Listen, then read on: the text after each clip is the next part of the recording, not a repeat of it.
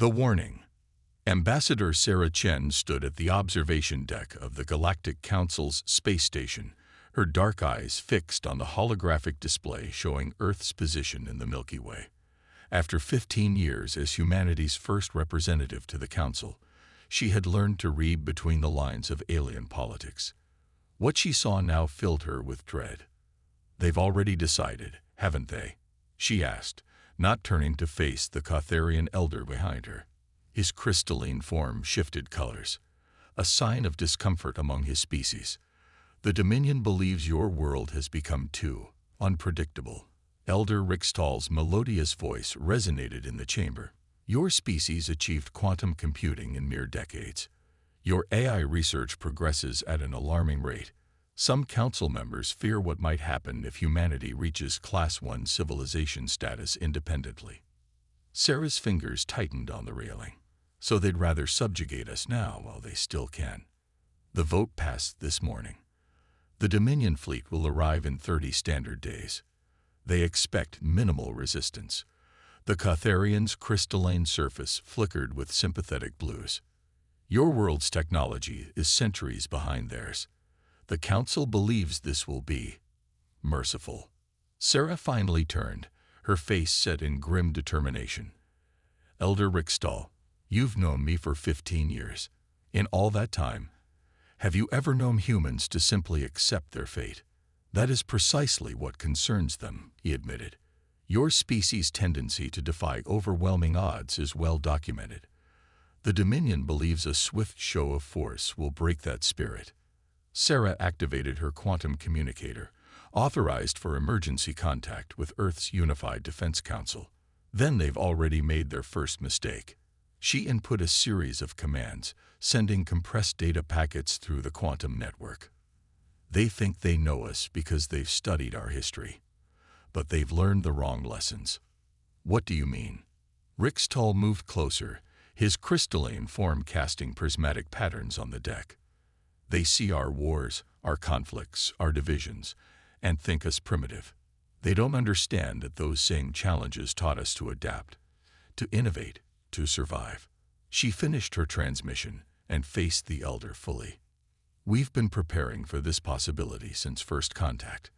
Not because we wanted war, but because we knew that somewhere out there, someone would eventually try to conquer Earth." "The Dominion fleet numbers in the thousands," Rickstall cautioned. "Their technology can be analyzed, understood, and countered." Sarah interrupted. "That's what humans do. We observe, we learn, we adapt. Every time you thought we were just a primitive species making crude attempts at diplomacy, we were studying your technology, your tactics, your weaknesses." The Catharian's colors shifted to alarmed oranges. "You cannot mean to fight. The Dominion has never lost a war in 10,000 years." Sarah's smile was sharp as a blade. "Then perhaps it's time someone taught them humility." She straightened her diplomatic uniform and headed for the door. "I need to return to Earth immediately. There are preparations to be made." "They will not permit you to leave," Rickstall warned. "The Council has ordered all human representatives detained." Sarah paused at the doorway. "Who said anything about permission?" She pressed a small device on her wrist, and suddenly alarms began blaring throughout the station. "That would be my ride." As if on cue, a sleek ship decloaked outside the observation window, its design unlike anything the Council had seen before. Before Rickstall could react, Sarah shimmered and vanished in a transport beam that shouldn't have been possible through the station's shields. As her ship disappeared into faster-than-light travel, another technology Earth supposedly didn't possess, Rickstall realized that perhaps the Dominion wasn't the one setting the trap after all. The war for Earth was about to begin, and humanity, it seemed, had been planning for this day for a very long time. Silent preparations. Deep beneath the Rocky Mountains, General Maya Rodriguez stood before a wall of holographic displays showing Earth's defensive grid coming online. 15 years of preparation were about to be put to the test. "Ambassador Chen's data packet confirms our worst-case scenario," she announced to the assembled military leaders in the command center. "The Dominion believes they'll be facing pre-spaceflight technology. Conventional weapons, primitive defenses. She smiled grimly. Let's keep them thinking that. The room's central hologram showed thousands of tiny dots representing the staged dummy military bases and defensive positions that the Dominion scouts had been allowed to detect. Meanwhile, the real preparations were happening deep underground and in the shadows of space. Admiral James Chen, Sarah's brother and commander of Earth's hidden fleet, stepped forward. Ghost Protocol is in effect. All quantum-shielded facilities are now running dark. The lunar bases are cloaked, and our asteroid belt installations show as nothing but dead rock to their sensors. What about the civilian population? Asked Director Amara Patel of Global Emergency Response. We can't hide everyone underground. We don't need to, Maya replied. The Dominion expects to see cities, factories, and normal human activity. That's exactly what they'll see. Holographic projections populated by eye-driven heat signatures. The real population centers were evacuated to the underground arcologies months ago, when we first detected their scout ships. The room's atmosphere was tense but focused. This wasn't panic. This was the execution of a plan decades in the making. Our biggest advantage, Maya continued, is that they think they know us. They've studied our wars, our conflicts, but they've only seen what we wanted them to see. They don't know about the quantum computing breakthroughs we achieved by reverse engineering their communication signals. They haven't detected the gravitic propulsion systems we developed by analyzing their ship movements. A young lieutenant spoke up. But surely they must suspect something. We've had their technology to study for 15 years. Admiral Chen shook his head. That's the beauty of it. We played our role perfectly. Every time we met with the Council, we acted appropriately primitive. Amazed by their technology, grateful for their guidance. Meanwhile, every diplomatic mission was a data-gathering operation. Every cultural exchange was an opportunity to study their weaknesses. Maya brought up a new display showing the Dominion's fleet formations from previous conquests. They always follow the same pattern: shock and awe, overwhelming force. They expect their targets to be intimidated by their superior technology and numbers. She zoomed in on their shield configurations. But we've had years to study these patterns, to find the flaws, to prepare countermeasures. What about their ground forces? Someone asked. They won't need them, Maya replied with a predatory smile. Because their ships won't make it past our orbital defenses. The Dominion has forgotten something fundamental about humanity. We learn from our mistakes, and more importantly, we learn from their mistakes. She brought up footage from previous Dominion conquests. See how they position their command ships. Always in the same formation. Their shield harmonics, unchanged in 1,000 years. They haven't faced a real challenge in so long that they've become predictable. Timeline to invasion, Admiral Chen asked. 28 days, Maya answered. That's when they expect to arrive in force. They'll send an advance fleet first, standard procedure for them. That's when we'll spring the first trap. The holographic display shifted to show Earth's orbital defense grid, thousands of satellites that appeared harmless to Dominion scans, but contained quantum-linked weapon systems capable of bypassing their shields entirely. Remember, Maya addressed the room, we only get one shot at surprising them. After that, it's a real fight. But we've spent 15 years preparing while they've spent 10,000 years growing complacent. Admiral Chen nodded. I'll begin positioning the fleet. The lunar shipyards are already producing the last batch of quantum torpedoes. Good, Maya said. Maintain Ghost Protocol. Let them think we're scrambling to mount a primitive defense. Let them think we're panicking. She looked around the room, meeting each person's eyes.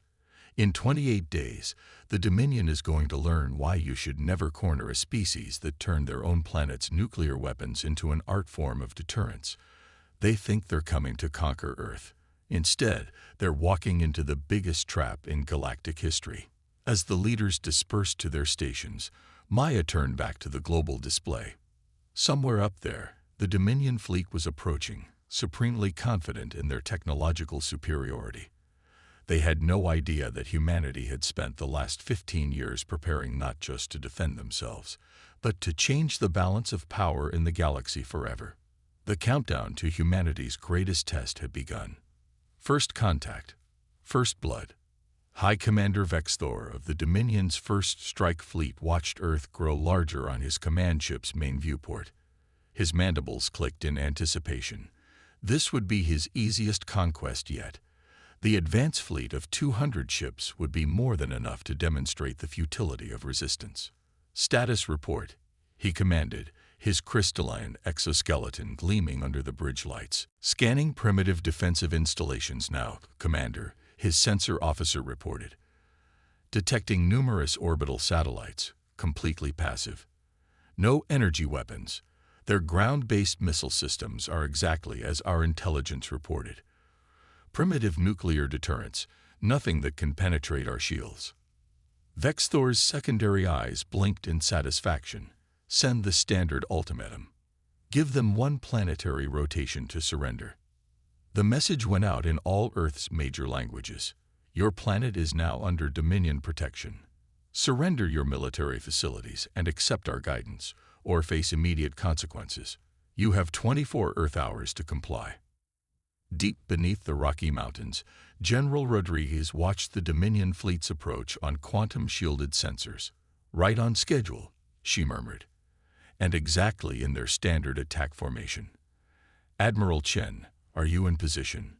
Lunar fleet is ready. Chen's voice came through the quantum comm. Asteroid belt squadrons are armed and waiting. All ships running dark under quantum cloak. Maya nodded to her communications officer. Send our response. In his command ship, Vexthor received Earth's reply. This is the United Earth Government. We request 6 hours to coordinate our surrender procedures. Pathetic, Vexthor sneered. But expected. Grant them their 6 hours. Prepare boarding parties for their military installations. 5 hours and 58 minutes later, Maya gave the order that would change galactic history. Execute Operation Trojan Horse. All units, weapons free. The first indication that something was wrong came when Vexthor's sensor officer screamed in panic. Commander, energy signatures, everywhere. The satellites, they're not passive, they're... The primitive orbital satellites suddenly powered up, revealing themselves as quantum-linked weapon platforms. Before the Dominion fleet could react, synchronized beams of coherent energy cut through their formation. Their supposedly impenetrable shields meant nothing against weapons specifically designed to bypass their frequency harmonics. Impossible. Vexthor roared as 30 ships vanished in the first volley. They're centuries behind us. They can't have this technology. Multiple ships decloaking. His tactical officer shouted, detecting human vessels emerging from lunar orbit and the asteroid belt. Their energy signatures are off the charts. Admiral Chen's voice boomed across all frequencies. This is Admiral James Chen of the Earth Defense Force. For 15 years, you thought you were studying us. The truth is, we were studying you. Consider this humanity's response to your offer of protection. The hidden human fleet struck from all directions at once. Quantum torpedoes, weapons that existed in multiple states simultaneously until impact, phased straight through Dominion shields. Gravitic pulse cannons disrupted their ships' artificial gravity and propulsion systems. Every weapon had been designed specifically to counter Dominion technology. Return fire. Vexthor commanded desperately. Show these primitives the power of the Dominion. But the human ships moved like nothing they'd ever encountered, their maneuvers defying standard combat algorithms. Smaller craft slipped between capital ships, their pilots pulling off impossibly tight turns that would have killed most species. Each human vessel seemed to operate independently yet somehow maintained perfect coordination with the others. Commander, his second-in-command reported, voice shaking, we've lost 60% of the fleet. Their weapons, they're not just matching our technology, they're countering it specifically. It's like they knew exactly what we would do. Because we did. Maya's voice cut across their command channel. a frequency that should have been impossible to breach. Every conquest you've made for the past 10,000 years, you've followed the same patterns, used the same tactics, never adapted because you never needed to. Humanity. Adaptation is what we do best. Vexthor watched in horror as his fleet was systematically dismantled. The humans weren't just fighting back, they were giving a masterclass in warfare. Every Dominion tactic was met with a perfect counter. Every strategy they attempted had already been anticipated. "Signal the main fleet," he ordered.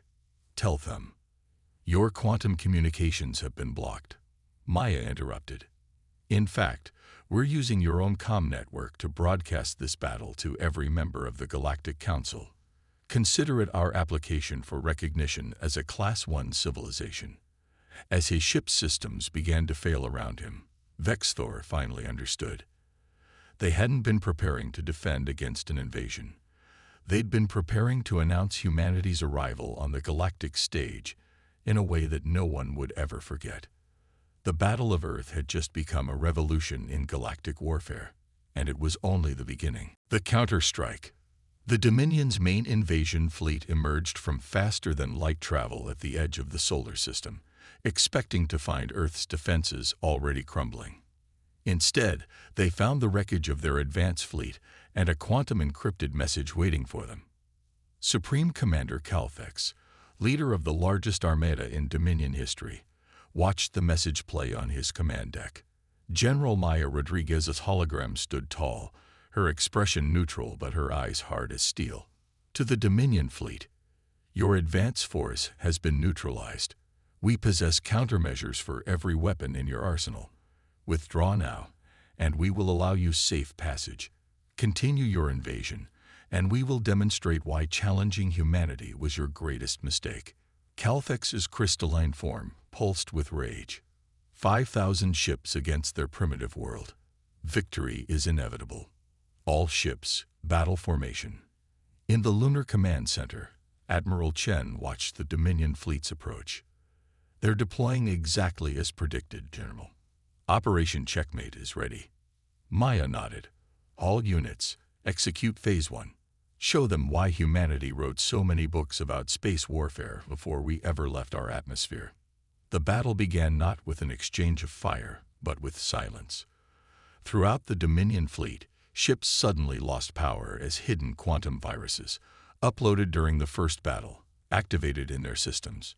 Decades of studying their technology had revealed a critical flaw. The Dominion had never faced a serious cyber threat. Their digital security was 10,000 years out of date.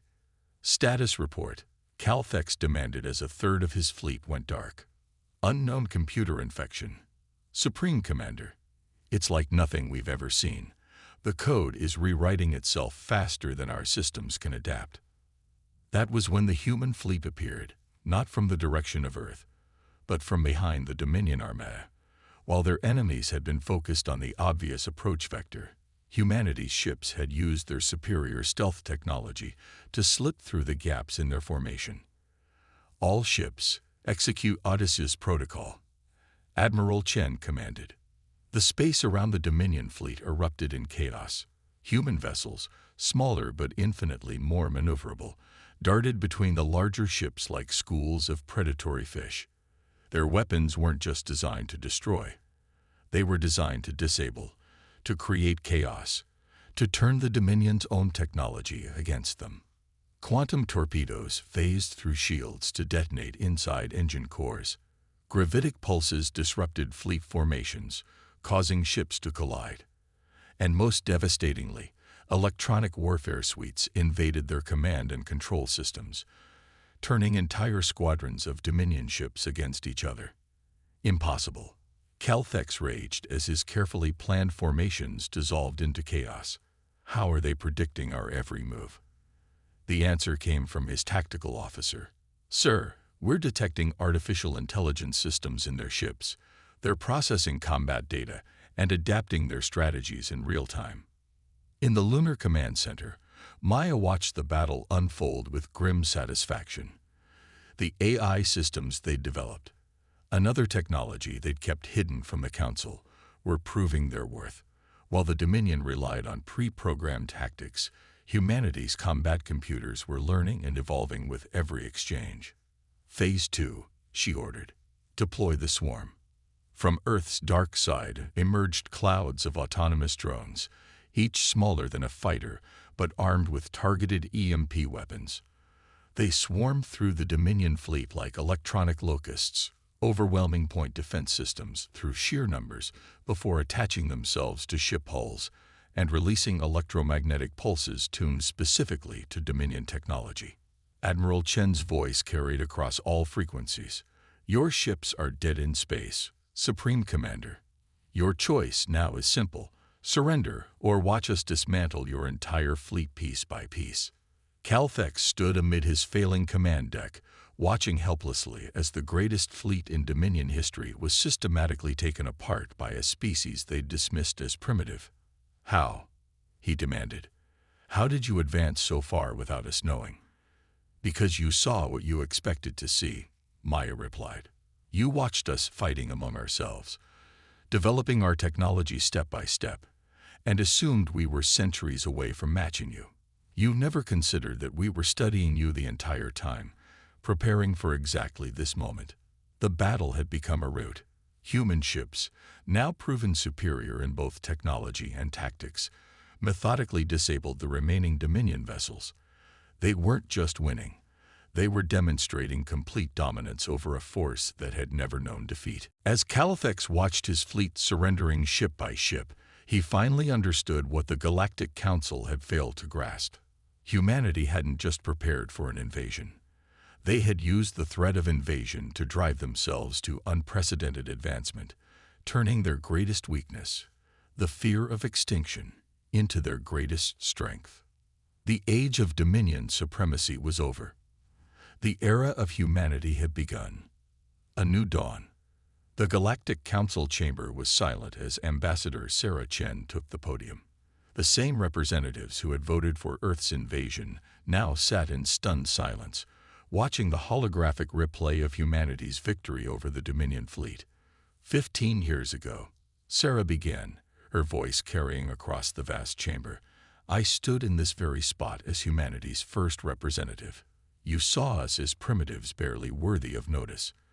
Today, I stand here as the representative of a Class 1 civilization that has done what none of you thought possible. We broke the Dominion's power in a single battle. Elder Rixtal's crystalline form shimmered with a mix of awe and concern. The technology you displayed. You had it all along. Not all along, Sarah smiled. We developed it by studying you. Every diplomatic mission, every cultural exchange, every trade agreement, we were learning, adapting, preparing. Not because we wanted war, but because we recognized a simple truth that the Dominion had forgotten. True strength lies not in overwhelming force, but in the ability to adapt and evolve. The Council Chamber's displays showed Earth's forces helping the captured Dominion crews, providing medical attention, treating them not as conquered enemies, but as fellow sentients who had simply been on the wrong side of history. We could have destroyed the Dominion fleet entirely. General Rodriguez's hologram appeared beside Sarah. We chose not to. Humanity's goal was never conquest. It was recognition. Recognition that we deserve our place among the stars. Recognition that technological advancement alone doesn't determine a species' worth. Admiral Chen joined them, his hologram completing the trio. The Dominion ships are being returned to them, with some modifications. Their weapons have been disabled, but their engines upgraded. We're offering the same technology to all Council species, along with our advances in medicine, agriculture, and clean energy production. Murmurs of surprise rippled through the chamber. This was not how conquering species typically behaved. But why? Asked a representative from the Outer Rim. You have proven your military superiority. Why share your advantages? Sarah's expression softened. Because that's what humans do. We compete, yes. We fight when we must. But our greatest achievements have always come from cooperation, from sharing knowledge, from lifting each other up rather than pushing others down. The main display showed new images, Human scientists working alongside alien researchers, sharing discoveries. Earth's quantum computing networks being integrated with galactic communication systems.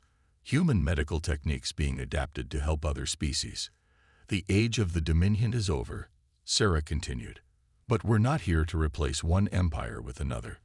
We're proposing a new galactic order, one based on mutual respect, shared knowledge, and collective growth. She gestured to the captured Dominion ships. Their crews have already begun learning from us, and we from them. Many have asked to stay, to study this new way of thinking that allowed a primitive species to advance so rapidly.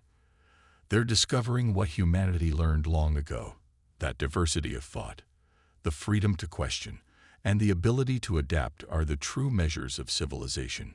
General Rodriguez stepped forward.